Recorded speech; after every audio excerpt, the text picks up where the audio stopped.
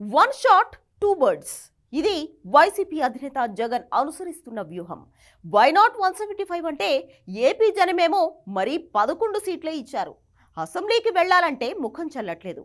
పైగా ప్రతిపక్ష నేత హోదా కూడా లేదు. స్పీకర్ చైర్లో తనకు ఇష్టం లేని అయ్యన్న పాత్రుడు ఉన్నారు. ఇలా రకరకాల ఫ్రస్ట్రేషన్లతో ఉన్న జగన్ మంచి ప్లాన్ వేశారు. ఏపీలో శాంతి భద్రతలు లోపించాయన్న సాకుతో ఢిల్లీలో ధర్నాకు పోతున్నారు. అసెంబ్లీ ఎగ్గొట్టడానికి ఇదంతా అని అందరికీ తెలుసు.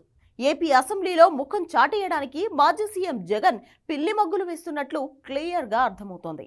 5 రోజుల పాటు అసెంబ్లీ సమావేశాలు జరుగుతున్నా వాటిని పట్టించుకోకుండా ఢిల్లీలో ధర్నా పెట్టుకోవడంపై తీవ్ర విమర్శలు వస్తున్నాయి. ఆయన చెల్లెలు పీసీసీ అధ్యక్షురాలు షర్మిల కూడా ఇదే కామెంట్ చేశారు. నిన్ను ఎన్నుకున్నది జనం, పార్టీ నేతలు కాదు.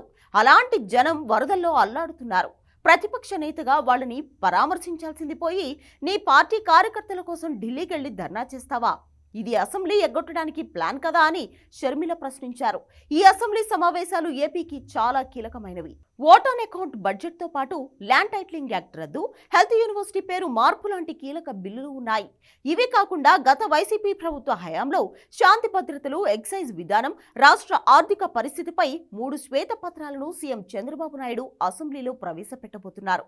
ఇలాంటి కీలక సమయాల్లో తనపై వచ్చే విమర్శలకు అసెంబ్లీలోనే సమాధానం ఇచ్చుకోవాల్సిన జగన్ ఢిల్లీకి పారిపోవడంపై సొంత పార్టీలోనే భిన్నాభిప్రాయాలు వస్తున్నాయి. అంతేకాకుండా ప్రస్తుతం ఏపీలో భారీ వర్షాలు కురుస్తున్నాయి.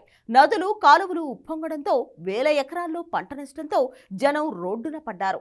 అలాంటి వారి కోసం ఓదార్పు యాత్ర నిర్వహించి జనంలో సానుభూతి కోసం ట్రై చేయాల్సిన జగన్ ఢిల్లీకి వెళ్లడం, అక్కడే 4-5 రోజులు మకాం వేయడంపై తీవ్ర విమర్శలు వస్తున్నాయి.